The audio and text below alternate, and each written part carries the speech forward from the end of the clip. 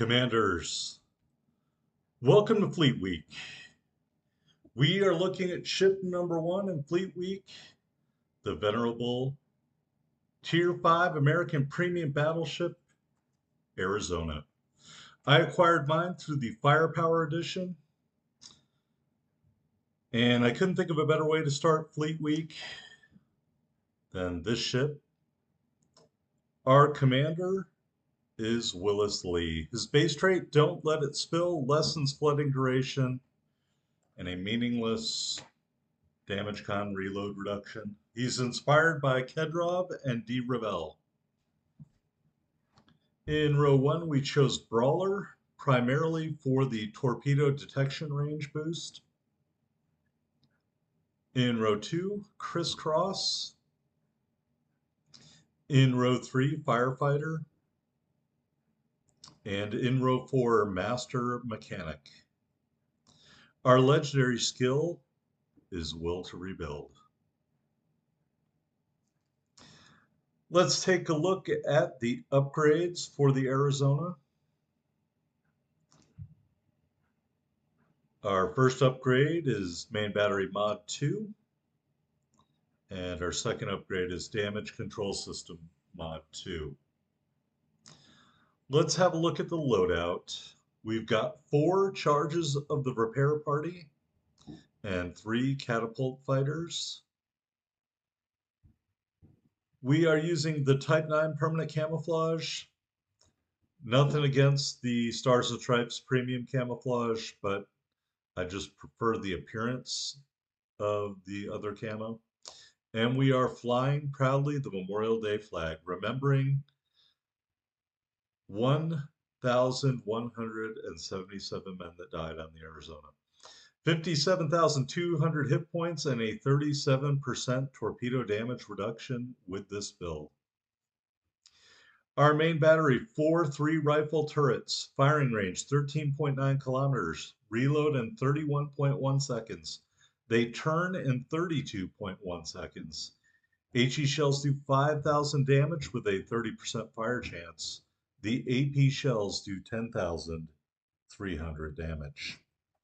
Take a look at our secondary armament. 8 127s that reload every 4.5 seconds with a 9% fire chance. 10 127s that reload every 7 seconds with a 6% fire chance. All the guns have the same range, 4 kilometers, and do the same HE damage, 1,800. AA defense, you can see that first complement of secondary battery is a dual purpose and does count as AA defense. I would rate this slightly below average.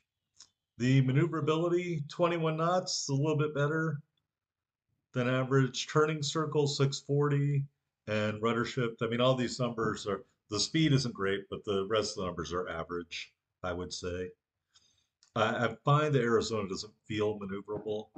Our detectability, 13.6 kilometers on the surface, 11.4 in the air, 12.3 when firing in smoke. Taking a look at the armor viewer, if I can figure out how this thing works. There is your citadel, slightly above water, beveled, I would call it, at the edge there. The frontal plate is heavier. And you add in that front plating, 25 millimeter bow. If you're a math wizard, you can know which guns penetrate that and which ones won't. Torpedo damage belt, meh. I mean, I don't know what to say. On the little thing, it says toughness. The turret faces look pretty tough. They're angled and heavily armored. And the bridge looks tough, but, you know, I mean, it feels tough. But really, can the Arizona hang in the meta of today's game with aircraft carriers? I know that's a touchy question. But I'm really glad you've joined me for Fleet Week. We're going to do a cut there, but we're going to be playing on Trap in a domination match. We are down tier, and there is an aircraft carrier. Now, when you're watching this, Those AP bombs on the German aircraft carriers have received a nerf, but not in this game. I'm taking them au natural, baby. All right, so this is like the worst scenario for the Arizona. We're down here. We're in a domination match with this slow, ponderous, non-agile ship. There are tons of little islands for destroyers and cruisers to hide behind, and there's an aircraft carrier on the enemy team.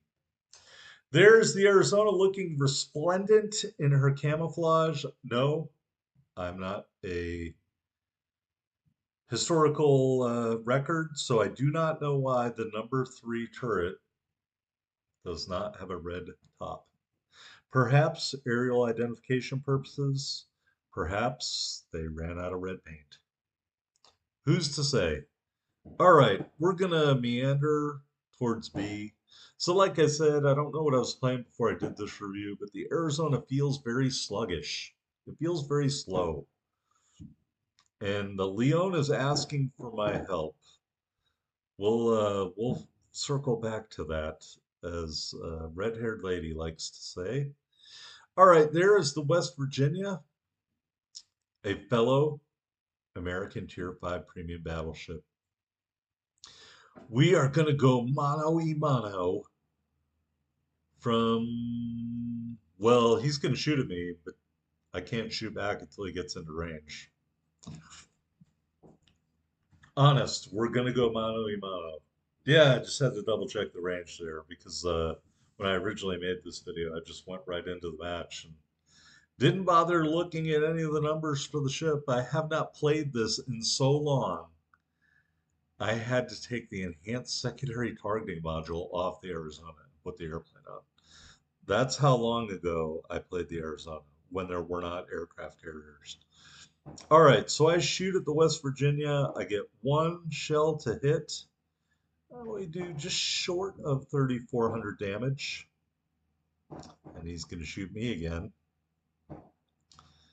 And I think he'll hit me with 1 shell. So his grand total for 2 salvos, full broadsides, it looks like, the second one, was just a titch over 5,000. So I think that's a pretty fair trade.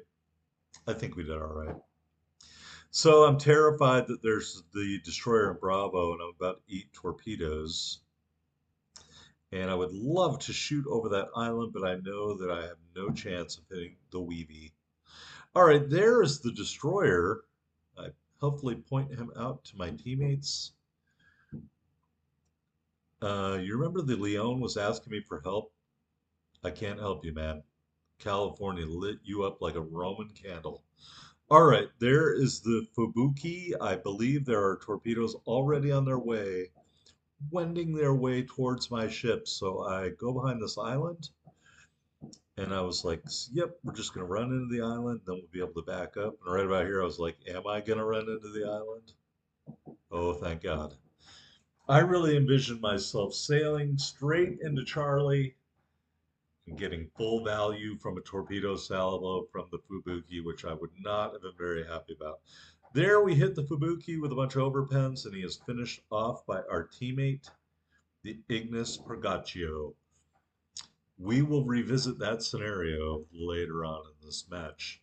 Pardon me while I get a refreshing drink of agua. All right. Speaking of agua, across the agua, we see an Aoba.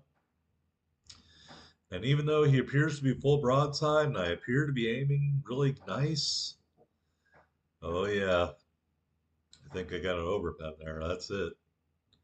Yeah, some more overpens. Yep, really great job. I don't know what was going on there. Let's face it, I'm not a very good aimer. I also want to apologize in the background if you hear the sounds of freedom.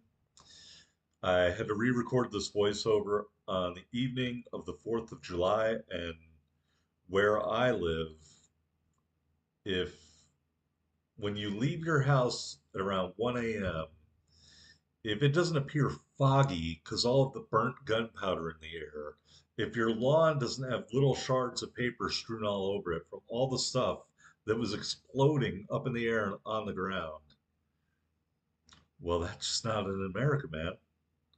You know, we love ourselves some 4th of July. We love some fireworks, even though the dirty little secret is most of them are made in China. Nothing against Chinese people. I love Chinese food. But I'm just saying, facts of life. Most fireworks that you can buy at the little tent are made in China. I really want to take this moment because there's nothing really exciting happening in this game to ask everyone not to make homemade fireworks. What people do is they'll buy this little the string of black cats, the little poppers, and they'll take them all apart. They'll take that powder inside out. It's not gunpowder. It is an explosive substance called a flash powder. And they will get M80 bodies and pour that stuff in there and then put some wax on top and a wick in there. Or it's really a piece of something called quick match. Um, and I want to say they just had a house blow up here at my undisclosed recording location. Not my house, but a house nearby. And a bunch of people got killed. So I'm just saying, don't mess around with the fireworks. All right, here is the Belfast. Very dangerous, in my opinion. Tier 6 cruiser. I'm going to shoot at him and get a couple of green ribbons for my trouble. So anyway, hopefully I had nobody listening or watching this had a fireworks mishap. Nobody wants to end up like Jason Pierre-Paul. Just saying. All right, so I'm sorry that was a really boring part of the video, but I ran aground on that island, and quite frankly, I did not want to take on 3 ships at the same time all by myself. That's just being smart. Remember, we are down tier. This is a World War I battleship. California takes out the Icarus. That's at least 2 kills for that California. Quite honestly, I haven't been paying attention because this match is not going well. If you look at the scoreboard, the Aoba is going to come out from behind this island. I have no idea why I don't see him instantly, but he disappears there and becomes invisible. I'm like, where did he go? Well, there he is. And there he goes. Citadel and our first kill. Don't everybody get excited all at once. All right, so thankfully, look, we even shot down a couple of airplanes. Thankfully, the California and the Weeby kind of split up a little bit. Although I am going as fast as my ship can possibly go, I'm really not in a hurry to get around the corner so both of them can shoot at me at the same time. So I'm checking. The Ignis Purgatio is over there. I am hoping to isolate the California and give him some sweet broadside. And while he's distracted by aircraft carrier planes and torpedoes and all sorts of other stuff, he's going to be thinking about everything but me. Here comes the Arizona. Yep, look at that sweet broadside. There for the taking, and I will take it. Not necessarily the best angle, but it is over 20,000 damage. Our secondaries kick in, set him on fire. The Ignis Purgatio, just like the Fubuki, swoops in for the kill. C'est la vie. Honest, the Ignis Purgatio swoops in for the kill. Right as I was about to shoot, maybe right after I shot, he died right before I shot. The Ignis Purgatio killed him. The Vesser killed the Ignis Purgatio. It's the circle of life. Who needs to watch David Attenborough when you could watch it all right here on the most unprofessional and lackadaisical World of Warships non-contributor channel on YouTube? All right, so here's another group of warships I don't want anything to do with, but I kind of have to because I'm the only one left. It is the new tech tree, technically the older brother of this ship. I say technically, not really. It's just above it in the tech tree. Tier 6 and also a Tier 6 Premium, the Florida. Now, those two are like brothers, really. All right, so we are aiming at the North Kakalaki, but he hits the island, not on purpose. He just ran into it, honest. And so we kind of whiffed. We also eat a torpedo here. Thankfully, torpedoes are not the strong suit of the German aircraft carriers. I don't know if that means my airplane shot them down as it was ending life or not.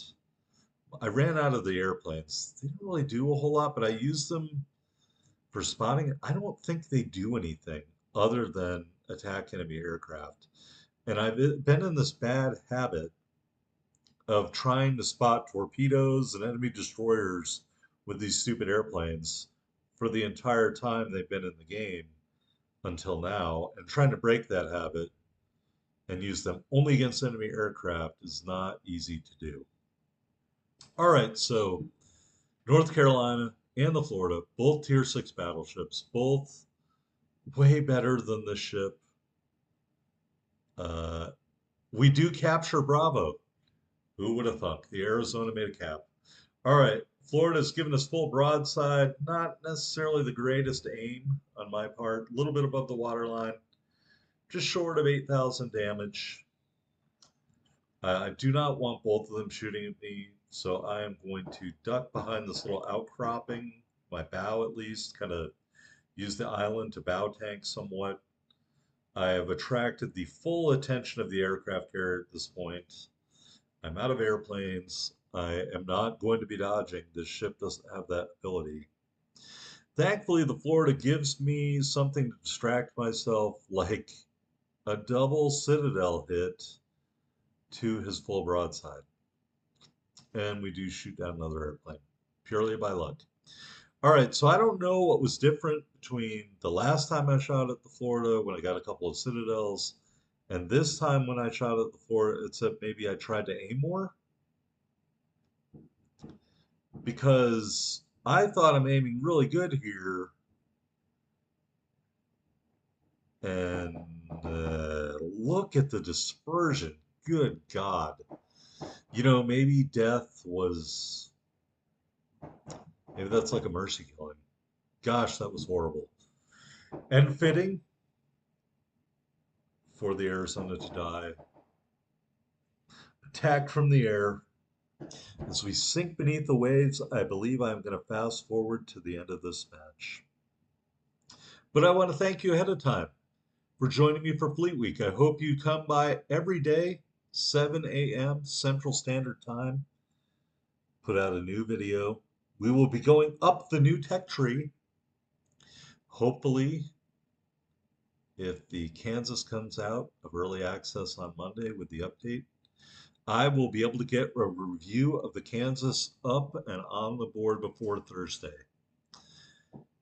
And Friday, I was going to close out with a Massachusetts game, but I believe I've changed my mind, and I'm going to postpone that Massachusetts review and instead give you a review of the current campaign ship, the Georgia, which, by the way, did not exist in real life. All right, so let's go to the scoreboard. 102,332 damage. We sank one ship. We captured B. Did shoot down a piddling amount of planes. 278,684 silver. I don't think that's terrible results for that match for all the reasons I mentioned.